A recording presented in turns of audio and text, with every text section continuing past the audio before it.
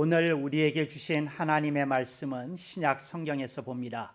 신약 성경 318쪽 빌립보서 1장 20절 하반절서부터 21절까지 장성 목사가 풀어서 번역한 연이어본으로 봉독합니다.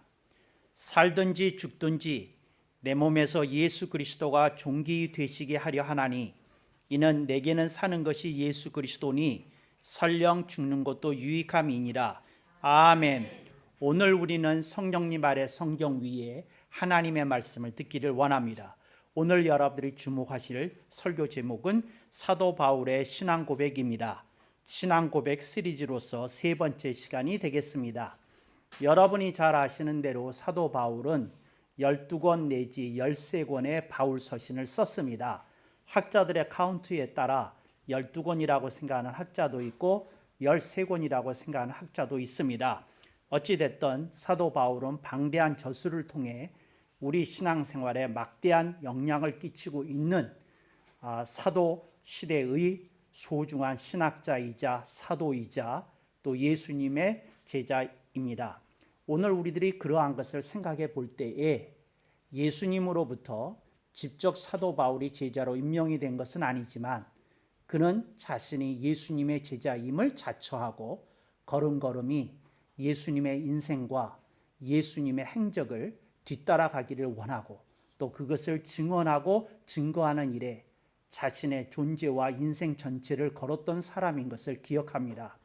오늘 빌립보서 1장 20절 하반절에서 21절까지를 가지고 사도 바울의 신앙 고백이라고 하는 것은 장성 목사의 개인적 소견입니다. 그러니까 어떤 다른 분이 똑같은 제목으로 사도 바울의 신앙 고백이라는 제목을 가지고 설교를 하시면 다른 분은 다른 성구에서 큰 은진을 느꼈기 때문에 그분은 다른 성경 구절을 제시할 것입니다.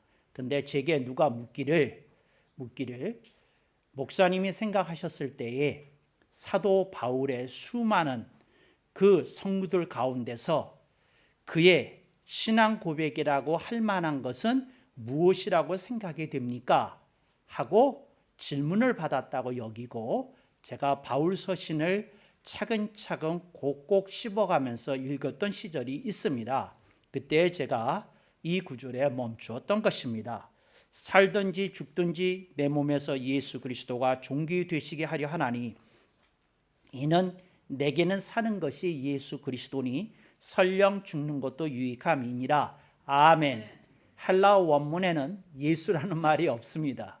그러나 사도 바울이 그리스도라고 말하였을 때에 이는 당연히 역사적 존재로서의 예수님을 말씀하는 것이 틀림이 없기 때문에 제가 예수 그 단어를 넣어서 예수 그리스도라고 이렇게 표현해 보았습니다. 그런데 오늘 우리들의 신앙생활을 할 때에 여러분들이 드는 것이 있습니다. 무슨 생각이 드냐면 목사님 그렇다면 우리들이 세례자 요한의 신앙 고백을 배웠지 않습니까? 배웠죠. 또 우리들이 사도 도마의 신앙 고백도 배웠지 않습니까? 배웠죠. 또 우리들이 사도 바울의 신앙 고백도 배우지 않습니까? 그렇죠. 근데 그들이 각기 다른 컬러를 가지고 신앙 고백했던 것을 우리들이 보지 않습니까? 그렇죠. 그렇다면 만약에 저도 예수님을 믿는 신앙인으로서 신앙 고백을 한다면 제 컬러가 담겨진 신앙 고백을 주님께 봉헌하는 것이 되겠네요. 그렇습니다. 오늘 우리들이 예수님을 구주와 주님으로 믿는 것은 동일하지만 우리들의 존재와 우리들의 인생의 역정이 담겨져 있는 우리들 각자의 고유한 컬러가 담겨진 신앙 고백을 우리들이 드릴 수 있는 것입니다. 그래서 저는 이 신앙 고백 시리즈를 설교하면서 그런 기대를 품고 설교하는 것입니다. 여러분들이 여러분의 존재와 인생의 역정이 훌륭하게 담겨져 있는 신앙 고백을 스스로 써볼 수 있기를 바랍니다. 이 방송을 필라델피아에서 듣는 분들도 꼭 자신의 신앙 고백을 짧게 그러면서도 함축적으로 그러면서도 좀 심오하게 표현하는 그런 시간을 여러분들이 커피 한 잔과 함께 남들과 뚝 떨어져서 조용히 지내는 피정의 시간에 여러분들이 그렇게 해보시면 얼마나 좋을까 하는 생각을 해보게 됩니다. 그래서 오늘 우리들이 세 번째 사도 바울의 신앙과를 이렇게 딱 가슴에 담게 되는데 이게 참 우리들에게 의미 있는 일입니다. 사도 바울의 성격에 대해서 바울 서신에 이렇게 드러나 있습니다. 근데 사도 바울은 어떤 사람이 아니었는고 하니 차분한 선비형의 사람이 아니었습니다. 그는 오히려 격정적인 사람이었습니다. 그러니까 그는 과감하게 돌진할 줄도 아는 사람이었다 하는 것을 우리들이 그의 그 표현된 면모를 통해서 확인하게 됩니다. 사도 바울의 그 바울 서신을 헬라어 원문으로 읽어보면 곳곳에 그의 거칠고 담대하고 또 그리고 그의 정말 이 단어가 마음에 들어요. 격정적인 모습이 이렇게 나타나는 것을 볼 수 있습니다. 그는 한마디로 물 같은 사람은 아니었습니다. 그는 구태여 표현한다면 불 같은 사람이었다 이렇게 표현할 수 있겠습니다.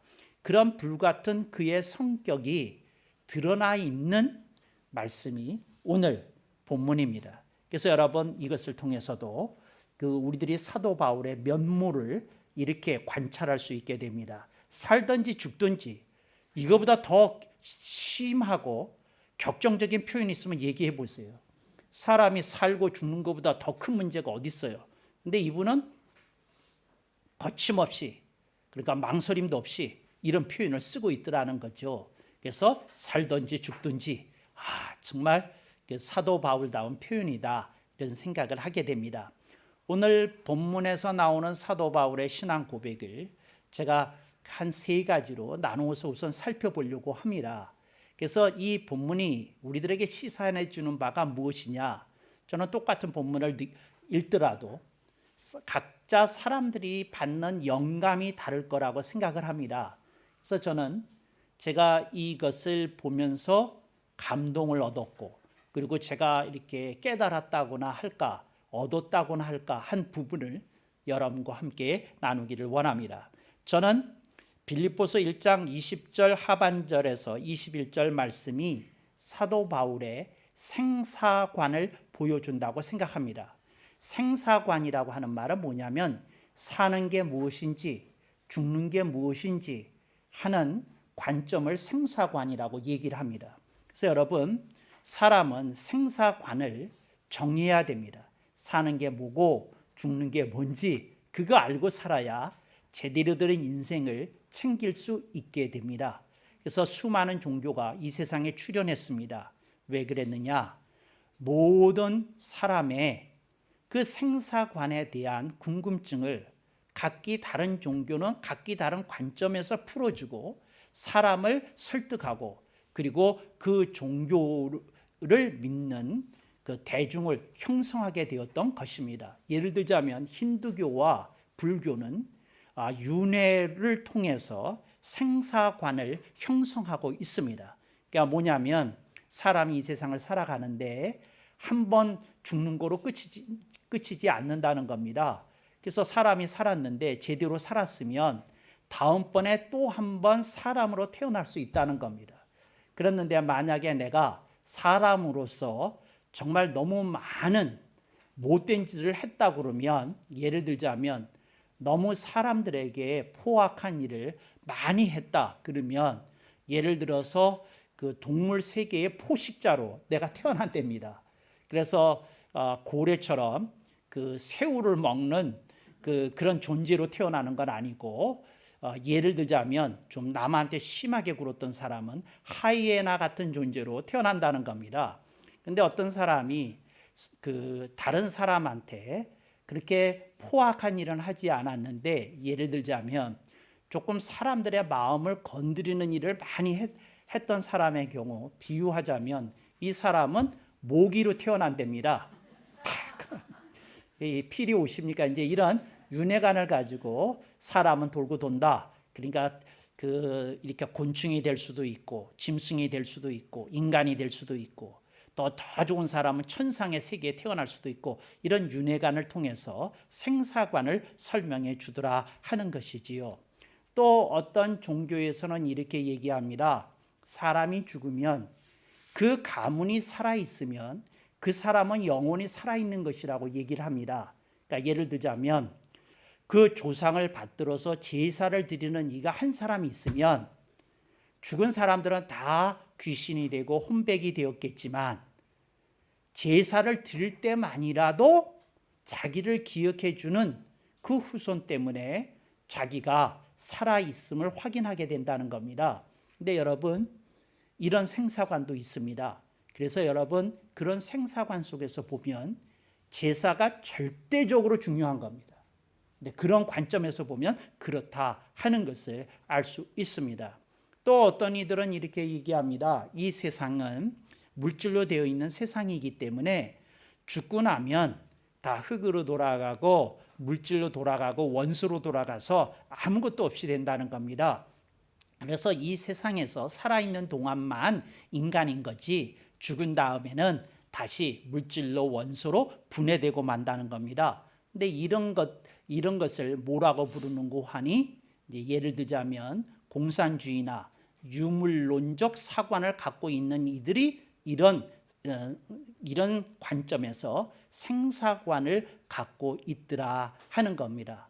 또 어떤 이들은 이런 인생관을 갖고 있습니다. 예를 들자면 영웅이나 위인들이 위대한 일을 했지 않습니까? 그런데 그분들의 행적이 역사에 남았지 않습니까? 그래서 그 후대 사람들이 역사를 통해서 이런 영웅이나 위인들의 행적을 보고 흠모하게도 되고 또 그 사람들을 본받으려고 하는 어떤 용기도 얻게 되지 않습니까? 네, 이런 걸 공적관이라고 그럽니다. 그러니까 뭐냐면 역사상에 공적이 있는 사람만 영원히 살고 역사 속에 기록이 남을 만한 일을 하지 않은 사람은 영원히 죽는다. 뭐 이런 공적관도 있습니다. 근데 사도 바울은 생사관이 딱 심플합니다. 그러니까 4글자로 표현하면 그리스도, 6글자로 표현하면 예수 그리스도, 딱 그렇게 생사관을 분명하게 얘기합니다. 근데 그는 이렇게 얘기합니다. 나에게 생명을 주신 분이 예수 그리스도이시다. 또 내가 죽을 때에도 나에게 영원한 생명 조회를 주신 분이 예수 그리스도이시다. 이 얘기를 하고 있는 겁니다. 그러니까 그 살든지 죽든지 하는 말은 그 얘기를 하는 겁니다. 나에게는 그리스도 안에 있는 생명 조회가 있는데 나는 이제 죽을래야 죽을 수 없는 존재가 되었다. 구원받은 영생의 존재가 되었다 하는 생사관을 표현하고 있다는 겁니다. 그러니까 두려움이 없는 거예요. 그러니까 거침이 없는 거예요. 그러니까 망설임이 없는 거예요. 주저함이 없는 거예요. 왜 없느냐? 그리스도 안에 나는 영생을 얻었다. 나는 구원을 받았다. 이걸 분명하게 표시하고 있는 겁니다. 이런 생사관입니다. 여러분, 제가 어제 같은 경기 노회에 있는 우리 한창영 목사님의 사모님이 급한으로 귀천하셨습니다. 그래서 제가 어제 애도 예식을 주례하였습니다. 그랬는데 참 60대 초반에 그렇게 아까운 나이에 이렇게 부름을 받았어요. 그 사모님이 그 사회복지사 자격증도 갖고 있고 또 노후에 뭔가 의미 있는 일을 하고 싶다 그러면서 하여튼 뭐 자신이 틈나는 대로 자격증을 따기 위해서 공부를 했답니다. 그래서 뭐 자격증이 질비한데 그랬다는 거예요. 그 암이 발병했을 때 이르셨다는 거예요. 뭐냐면 하나님이 나에게 공부할 기회를 주셨는데 그래서 여러 가지 자격증을 따게 해주셨는데 설마 하나님이 자격증도 쓰지 못하게 하고 하나님이 나를 부르시지는 않겠지? 그렇게 얘기했다는 거예요. 그래서 그분이 생각했을 때 내가 무언가를 조금 주님께 좀 더 드리고 조금 헌신도 하고 조금 더 알찬 인생을 산 다음에 하나님 날 부르시면 좋지 않을까 생각했는데 하나님은 다른 계획이 있으신 것처럼 사모님을 급한으로 이렇게 부르셨어요. 그래서 투병한 지 1년도 채 되지 않아서 하나님의 부르심을 받는 이런 안타까운 일이 있었습니다. 그때에 제가 이제 마음속에 느낀 일이 있는데 그게 뭐냐면 죽음이라는 건 역시 모든 사람에게 예기치 않게 찾아오는 사건이라는 겁니다. 그래서 오늘 사도 바울의 이 말이 특별히 제 가슴을 울립니다. 살든지 죽든지 내 몸에서 예수 그리스도가 존귀 되시게 하려 하나니 그는 예수님을 높이는 것으로 자신의 인생의 존재 목적과 목표로 삼았다는 겁니다. 이게 생사관이에요. 이게 정말 이런 생사관을 갖고 있다는 게 참으로 신기하다고 그럴까, 참으로 그렇게 멋지다고 해야 될까, 이런 걸 갖고 있었다는 거죠. 여러분, 이걸 바꿔보겠습니다. 제가 이렇게 조금 바꿔서 읽어볼 테니까 여러분들이 한번 이것과 비교를 해보세요. 살든지 죽든지 내 몸에서 돈이 존귀되게 하려 하나니. 사람이 물질에 돈에 너무 얽매여서 그것을 통해서 내가 존귀하게 될 수 있다고 믿고 살 수 있다는 겁니다. 그래서 어떤 사람이, 이걸 잘 들으셔요, 어떤 사람이 힘들다고 얘기해요, 괴롭다고 얘기해요, 참 살맛 안 난다고 얘기를 해요. 그런데 그때 그분한테 성령님이 물으시는 얘기가 있습니다. 그게 돈 아니냐? 하고 묻습니다. 그 사람이 힘들다는 거, 괴롭다는 거, 인생에 살맛 안 난다는 거, 결국 귀착점, 귀결점이 몽고하니 돈이라는 겁니다. 그게 돈을 존귀하게 여기면서 사는 사람의 모습입니다. 여러분들이 돈이 유용한 거고 필요한 것입니다.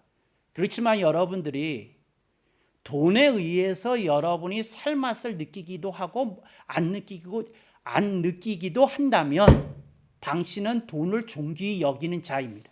당신이 누구이든 간에.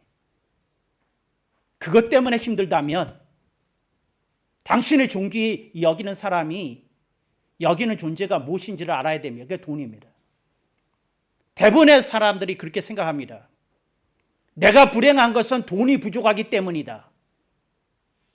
이거 세계적인 명언이 좀 써두세요. 내가 불행한 것은 돈이 부족하기 때문이다가 현대인들이 갖고 있던 공통 심리예요. 제가 오랫동안 사람들을 관찰했는데 제가 내린 결론 중에 하나가 사람들이 다 이 생각 갖고 있어요. 사람들이 우는데 돈 때문에 울어요. 사람들이 몸부림치는데 돈 때문에 울어요.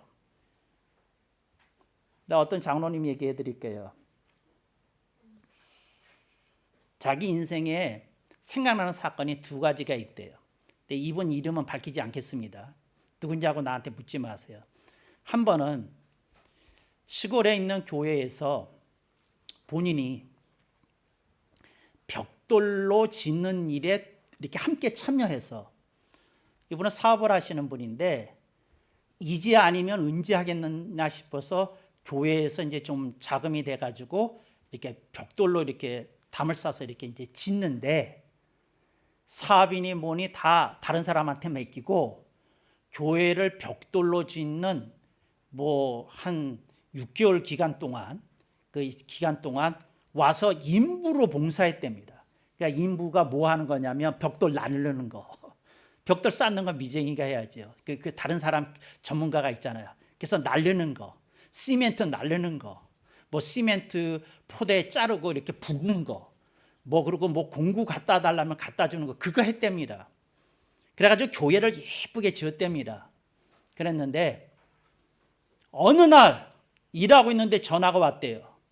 장로님, 교회가 불났어요. 그런 일이 한 번 있었답니다. 하나.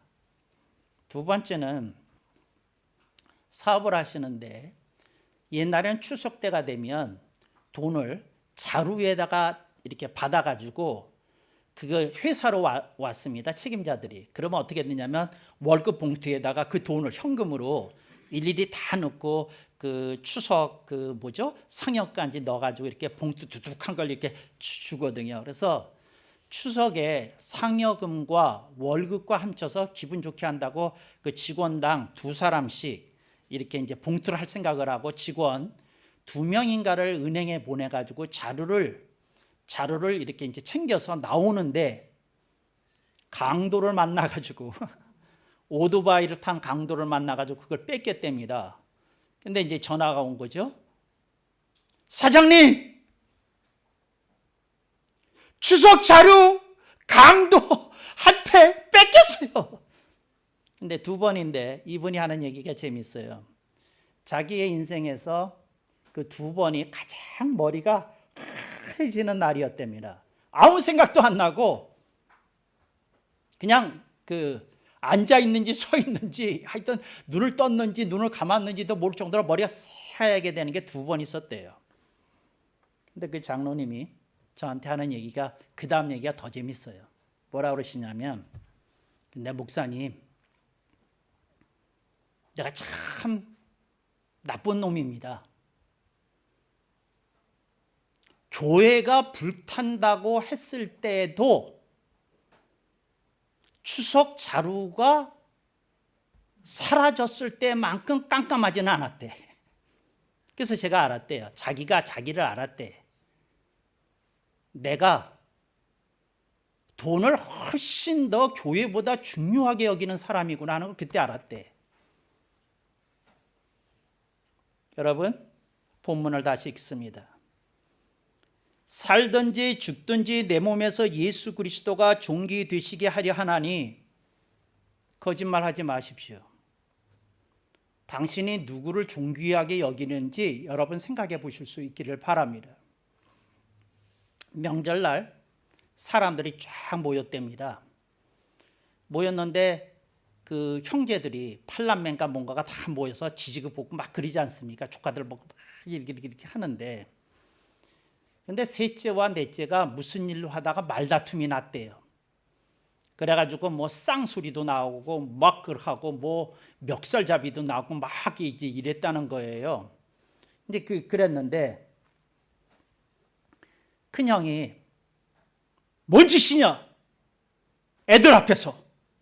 그래서 두 사람이 멈췄어요. 그 말 앞에. 다른 말 가지고는 안 됐는데 형이 딱 한마디. 애들 앞에서 하는 말에 정신이 버뜩 났어요. 그치, 애들 앞에서 할 짓은 아니지. 그래도 이 집은 교육을 받은 게 좀 있었나 봐요. 애들 앞에서 하는 말에 멈췄어요. 딱 앉았는데 형이 이런 얘기 했답니다. 너희 둘이는 나쁜 놈이다. 네 자존심이 가족보다 더 높냐? 그랬다는 거예요. 가족을 좀 생각하는 마음이 있으면 양보도 하고 인내도 될 건데 네 자존심 때문에 이런 일이 벌어진 것 아니냐? 이랬다는 거예요. 여러분, 내 몸에서 나를 존귀 여기는 사람이 됐다 많아요. 됐다 많아. 됐다 많아. 그래서 내 몸에서 내가 존귀 되게 하려 하나니 이렇게 사는 인생이 많아. 돈 아니면 나야. 돈 아니면 나. 사도 바울은 그 얘기하고 있는 중이에요. 나보다도 더 중요한 분이 내 인생에는 있다. 이 얘기를 하는 거예요. 나보다도 더 중요한 분이 나에게는 있다. 그분이 예수님이시다. 이 얘기하고 있는 거예요. 이 얘기. 이 얘기.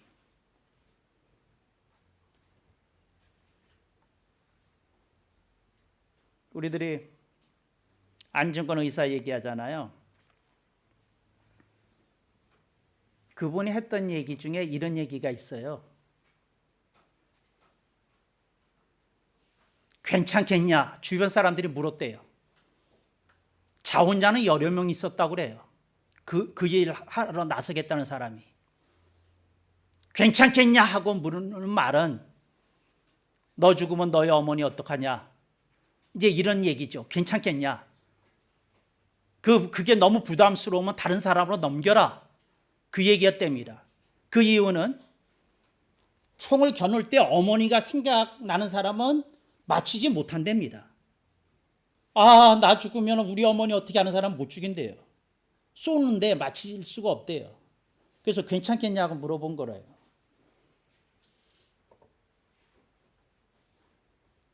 안중근 의사가 이런 얘기 했답니다. 저는 저희 어머님한테 직접 들었어요. 나보다도 나라가 중요합니다. 그랬다는 거예요. 나보다도 나라가 중요하다고.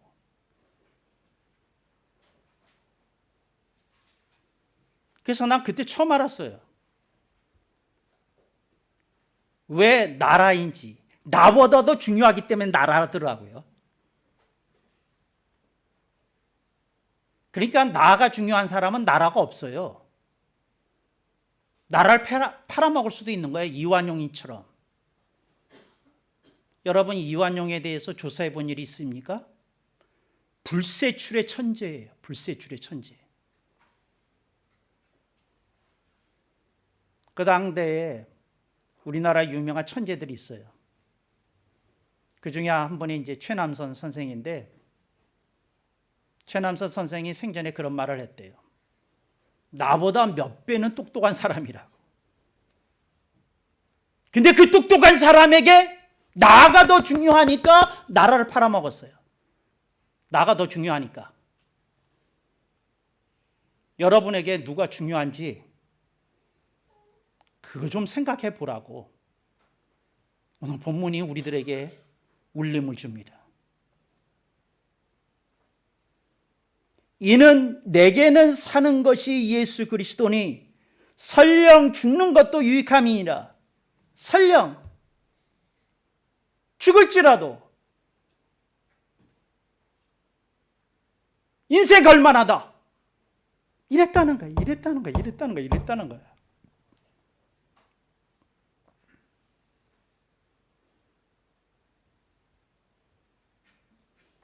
제가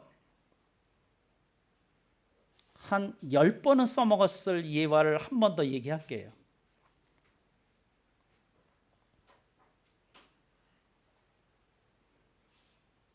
(6.25) 때 인민군이 서울을 점령했던 시절이 있어요. 그때 한 동네에서 예수 믿는 사람들을 전부 다 잡아놓고 인민군 대자가 이런 얘기를 했답니다. 동무들, 우리 공화국은 사람을 필요하오. 이제 선택하시오. 당신들이 믿는 예수님을 선택하고 죽을 것인지 빛나는 공화국을 건설하는 데 나설 것인지 결정하시오. 그리고 작대기를 가지고 찌 금을 긋고 두 부류의 사람으로 나눴답니다. 근데 동네 사람들을 다 모아놓고 물어본 게 아니고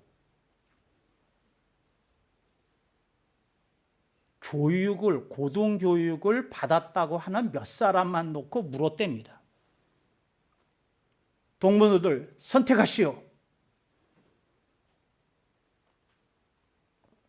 그랬는데 거기에 나온 사람이 한 6명인데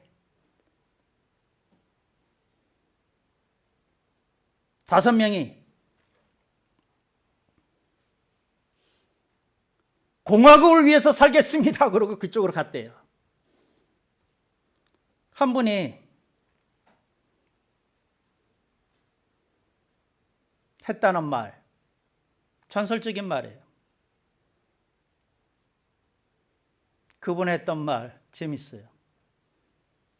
5글자. 그래도 예수. 죽는다 그래도 예수란 말이죠. 근데 그 다음 얘기 아시죠?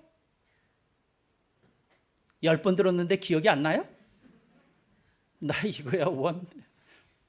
그 대자가 이런 얘기 했답니다. 5명을 향해서 그 소총의 그 뒤 개머리판이라고 그런 거 있잖아요. 그걸로 갖다 꼴통을 탁 때리면서 동무들은 언제든지 반역할 수 있는 새끼들이요. 그리고 한 대씩 때렸다는 거예요. 죽이진 않고. 근데 우리 공화국이 필요로 하는 인재는 바로 저런 사람이요. 그랬다는 거예요. 그러면서 그 인민군 대자가 이런 얘기를 했답니다. 동무가 공산주의의 위대한 이념에 대해서 몰라서 그렇지, 동무 같은 사람이 공산주의를 배우면 위대한 혁명 동지가 될 것이요로 살려줬대요. 우리가 필요한 당신 같은 사람이라고. 그랬는데 그 인민군이 철수하면서 이분은 살려줬는데 그 5명은 죽이고 갔답니다. 그 다른 저기. 그래서 이분 혼자 살았어요. 난 이분을 만나본 일이 있거든. 이분이 이런 얘기를 해요. 이 얘기 말하면 안 됩니다. 그래요. 왜 말하면 안 됩니까? 그랬더니 이런 얘기를 하는 거예요. 그렇게 죽은 5분을 욕되게 하고 싶지 않다는 거죠. 자기가 빛나려면 이분들이 정말 무참해져야 되는데 그러기 싫어서 아무 말도 안 하는데 저는 다른 분한테 들은 거예요. 저희 아버님한테. 이런 분도 있다고. 우리의 삶 속에 예수 그리스도가 누구신지 무슨 의미인지 여러분들이 조금 생각해 봐야 돼요. 그리고 정신 버뜩 차려야 돼요. 거지 부자가 오늘도 왔네요. 거지 아들이 아버지한테 이런 얘기합니다. 아버지, 깡통이 없는 게 아쉬워요. 이럴 때는 깡통을 쳐야 되는데. 깡통 아들이 그랬다는 거예요. 이 바보들은 박수 칠지도 몰라요. 그랬더니 아버지가 그런 얘기를 했다는 거예요. 아들아, 너는 천사들이 치는 박수 소리가 안 들리냐?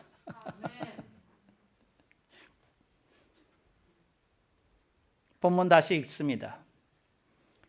살든지 죽든지 내 몸에서 예수 그리스도가 존귀 되시게 하려 하나니 이는 내게는 사는 것이 예수 그리스도니 설령 죽는 것도 유익함이니라. 아멘. 억만 번.